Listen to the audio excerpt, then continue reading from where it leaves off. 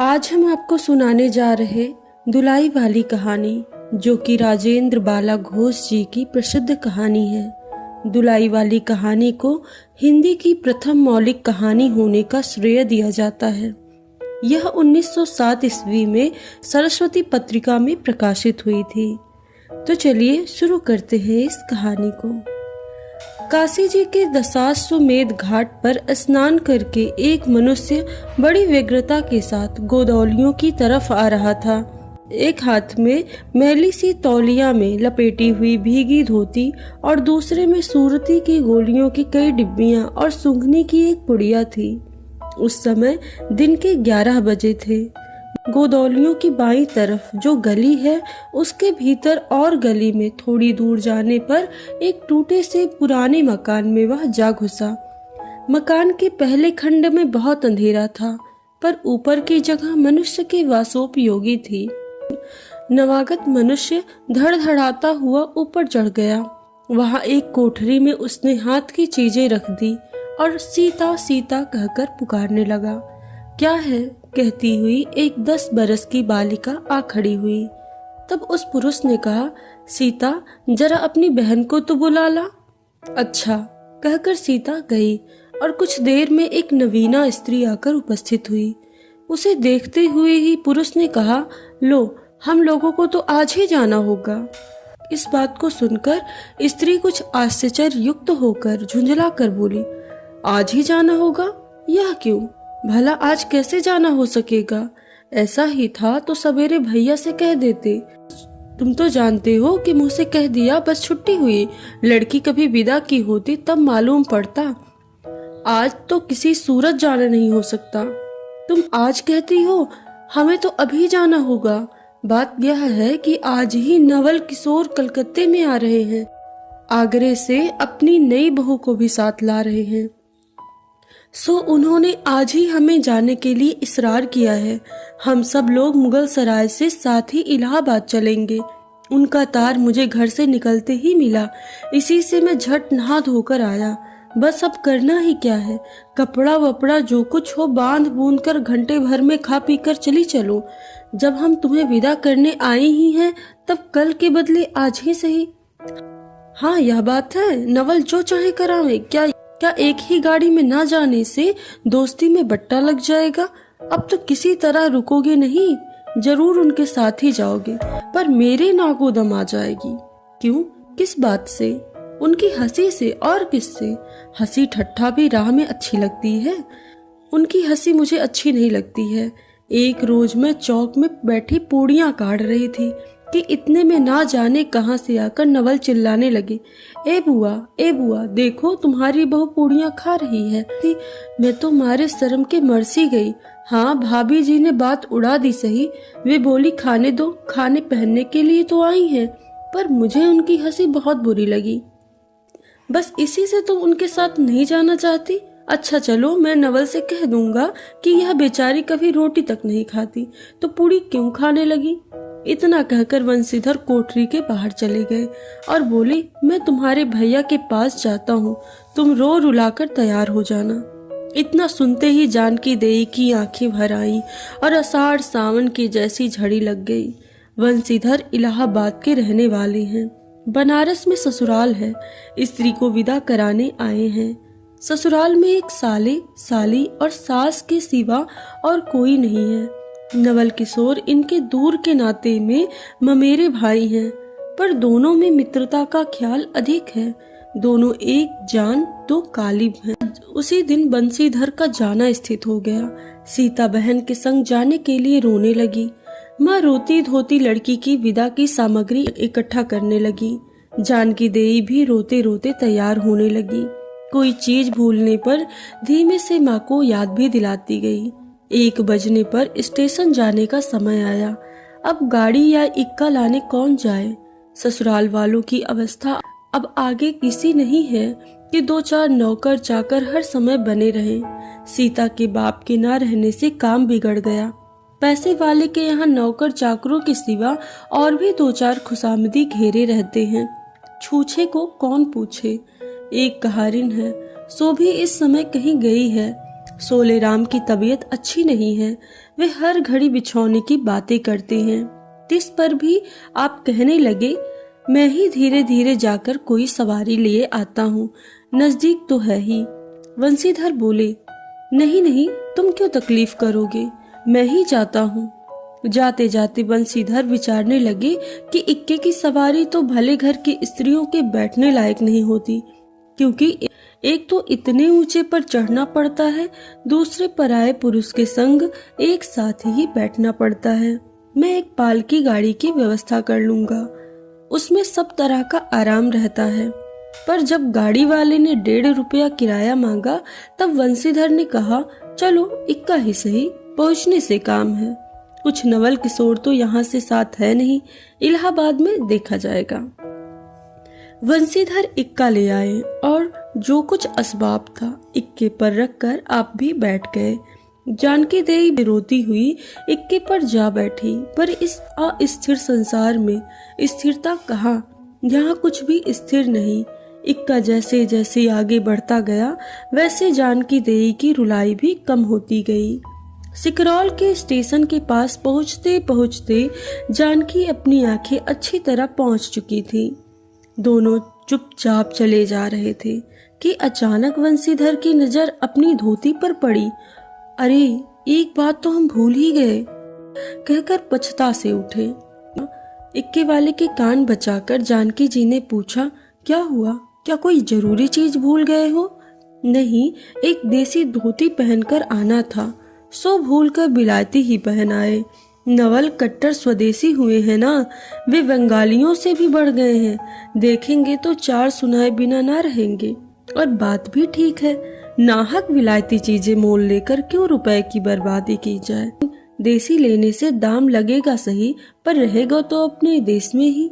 जानकी जरा भौहें टेढ़ी करके बोली, ओह, धोती तो धोती, पहनने से काम, क्या बुरी है क्या अच्छी। इतने में स्टेशन की कुलियों ने आ घेरा। वंशीधर एक कुली करके चले। इतने में इक्के वाले ने कहा, इधर से टिकट लेते जाइए, पुल के उस पार तो 1.5 दर्जे का टिकट मिलता है। वंशीधर फिर कर बोले, अगर मैं 1.5 दर्जे का ही टिकट लूं तो? इक्के वाला चुप ही रहा। इक्के की सवारी देखकर उसने ऐसा कहा। यह कहते हुए वंशीधर आगे बढ़ गए। यथा समय रेल पर बैठकर वंशीधर राजघाट पार करके मुगल सराय पहुँचे। वह पुल लांघ कर दूसरे प्लेटफार्म पर जा बैठे। आप नवल से मिलने की खुशी में प्लेटफार्म के इस छोर से उस छोर तक टहलते रहे। देखते ही देखते गाड़ी का धुआं दिखलाई पड़ा। मुसाफिर अपनी अपनी गठरी संभालने लगे। रेल देवी भी अपनी चाल धीमी करती हुई गंभीरता से आ खड़ी हुई। वंशीधर एक बार चलती गाड़ी में ही शुरू से आखिर तक देख गए, पर नवल का कहीं पता ही नहीं। वंशीधर फिर सब गाड़ियों को दोहरा गए, तेहरा गए, भीतर घुस घुस कर एक एक डिब्बे को देखा, किंतु नवल किशोर ना मिले। अंत को आप ही खिंझला उठे और सोचने लगे कि मुझे तो वैसी चिट्ठी लिखी और आप ना आया, मुझे अच्छा उल्लू बनाया। अच्छा, जाएंगे कहाँ, भेंट होने पर समझ लूंगा। सबसे अच्छी सोच तो इस बात की थी कि जानकी सुनेगी तो ताने मारेगी, पर अब सोचने का समय नहीं। रेल की बात ठहरी। वंशीधर झट गए और जानकी को लाकर जनाना गाड़ी में बिठाया। वह पूछने लगी, नवल की बहू कहाँ है? वह नहीं आए, कोई अटकाव हो गया है, कहकर आप बगल वाले कमरे में जा बैठे। टिकट तो 1.5 का था, पर 1.5 दर्जे का कमरा कलकत्ते से आने वाले मुसाफिरों से भरा था, इसीलिए 3रे दर्जे में बैठना पड़ा। जिस गाड़ी में वंशीधर बैठे थे, उसके सब कमरों में मिलाकर कुल 10-12 ही स्त्री पुरुष थे। समय पर गाड़ी छूटी। नवल की बातें और न जाने क्या अगड़ बगड़ सोचते गाड़ी स्टेशन पार करके मिर्जापुर पहुंची। मिर्जापुर में पेट राम की शिकायत शुरू हुई। उसने सुझाया कि इलाहाबाद पहुंचने में अभी देरी है। चलने के झंझट में अच्छी तरह उसकी पूजा किए बिना ही वंशीधर ने बनारस छोड़ा था, इसीलिए आप झट से प्लेटफार्म पर उतरे और पानी के बम्बे से हाथ मुंह धोकर एक खोचे वाले से थोड़ी सी ताजी पूड़ियां और मिठाई लेकर निराले में बैठे और उन्हें ठिकाने पहुंचाया। पीछे से जानकी की सुधाई, सोचा कि पहले पूछ ले तब कुछ मोल लेंगे, क्योंकि स्त्रियां नटखट होती हैं। वे रेल पर खाना पसंद नहीं करती। पूछने पर वही बात हुई। तब बंसीधर लौटकर अपने कमरे में आ बैठे। यदि वे चाहते तो इस समय ड्योढ़ी में बैठ जाते, क्योंकि अब भीड़ कम हो गई थी। पर उन्होंने कहा थोड़ी देर के लिए कौन बखेड़ा करे। बंसीधर अपने कमरे में बैठे तो 2-1 मुसाफिर अधिक दिख पड़े। आगे वालों में से एक उतर भी गया था। जो लोग थे सब तीसरे दर्जे के योग्य जान पड़ते थे। अधिक सभ्य कोई थे तो बंसीधर ही थे। उनके कमरे के पास वाले कमरे में एक भले घर की स्त्री बैठी थी। वह बेचारी सिर से पैर तक ओढ़े, सिर झुकाए, एक हाथ लंबा घूंघट काढ़े, कपड़े की सी गठरी सी बनी हुई बैठी थी। बंसीधर ने सोचा इनके संग वाले भद्र पुरुष के आने पर इनके साथ बातचीत करके समय बितावेंगे। 1-2 करके तीसरी घंटी बची। तब वह स्त्री कुछ अचकचा कर थोड़ा सा मुंह खोलकर जंगले के बाहर देखने लगी। ज्यों ही गाड़ी छूटी वह मानो कांप सी उठी। रेल का लेना देना तो हो ही गया, अब उसको किसी की क्या परवाह। वह अपनी स्वाभाविक गति से चलने लगी। प्लेटफार्म पर भीड़ थी नहीं, केवल 2-4 आदमी ही अंतिम विदाई तक खड़े थे। जब तक स्टेशन दिखाई दिया तब तक वह बेचारी सोचती ही रही, फिर अस्पष्ट स्वर से रोने लगी। उस कमरे में 3-4 प्रौढ़ा स्त्रियां जो कि ग्रामीण थे, एक जो उसके पास ही थी, कहने लगी, अरे इनकर मने तो नहीं आइलेन, हो देखो रोल करथईन। दूसरी, अरे दूसर गाड़ी में बैठा हुई हैं। पहली, दूर बौरही ई जनानी गाड़ी थोड़े है। दूसरी, तऊ भलो तो काहू, कहकर दूसरी भद्र महिला से पूछने लगी, कौन गांव उतरबू बेटा? मुरझे पूरा चढ़ो हो ना। इसके जवाब में उसने कहा सो वह ना सुन सकी। तब पहली बोली, हट हम पूछला ना, हम कहाँ उतरबू हो? आए इलाहाबाद। दूसरी, इलाहाबाद कौन गांव की ही गोइया? पहली, अरे नहीं जाने लू, पयाग जहाँ मनी मकर नहाए जाला।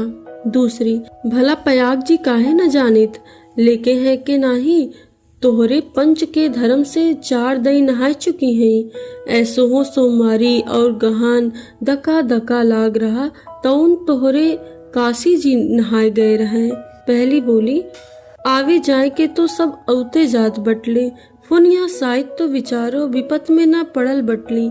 हे हम पंचा हैं, राजघाट टिकस कटौली, मुगले के सराय उतरली हूँ, पुनः चढ़ली हैं।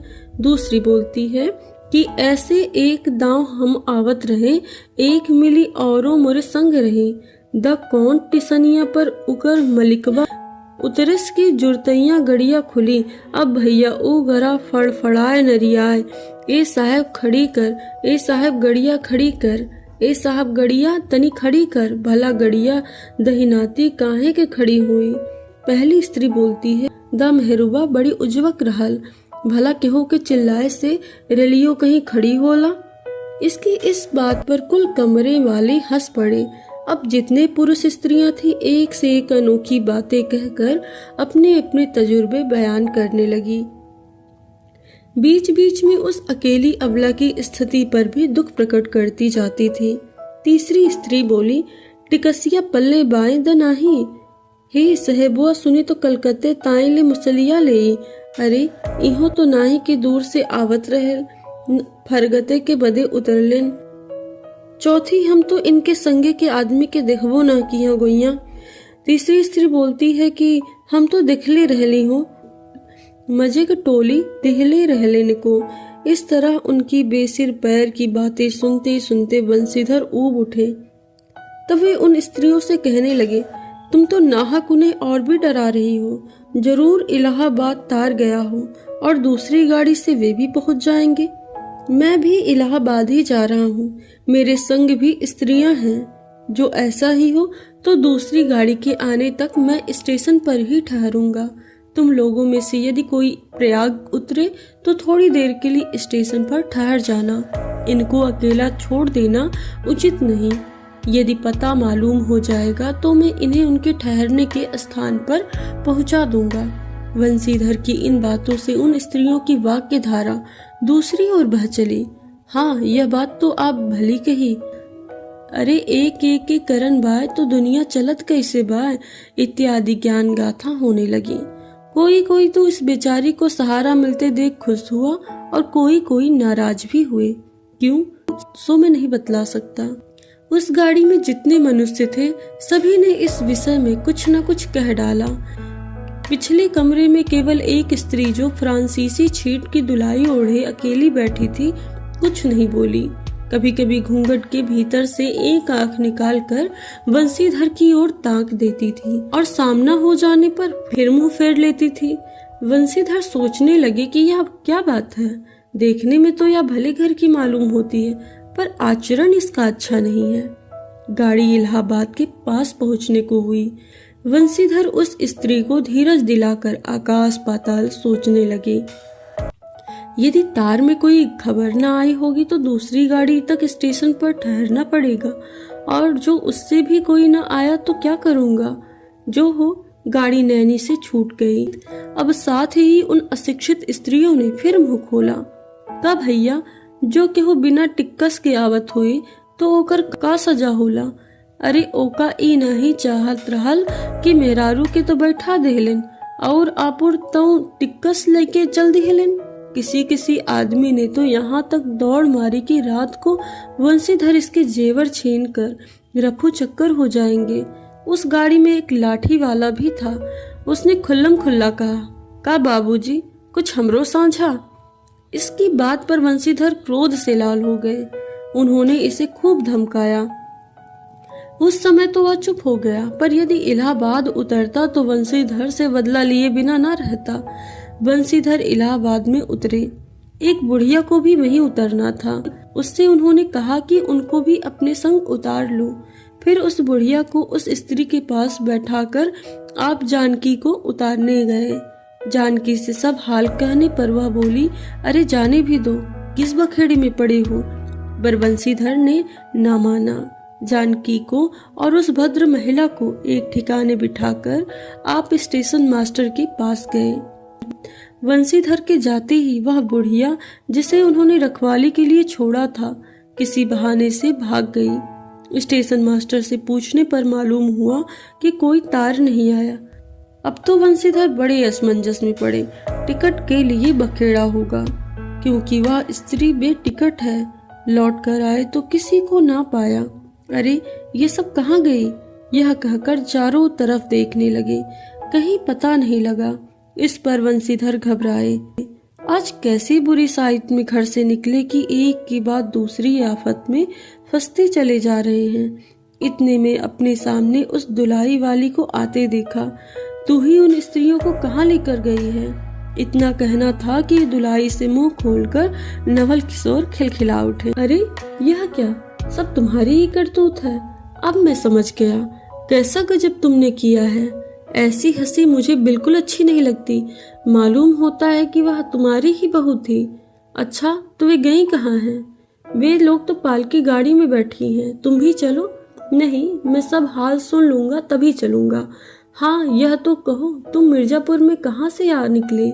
मिर्जापुर नहीं, मैं तो कलकत्ते से, बल्कि मुगल सराय से तुम्हारे साथ चला आ रहा हूँ। तुम जब मुगल सराय में मेरे लिए चक्कर लगाते थे तब मैं 1.5 दर्जे में ऊपर वाले बेंच पर लेटे तुम्हारा तमाशा देख रहा था।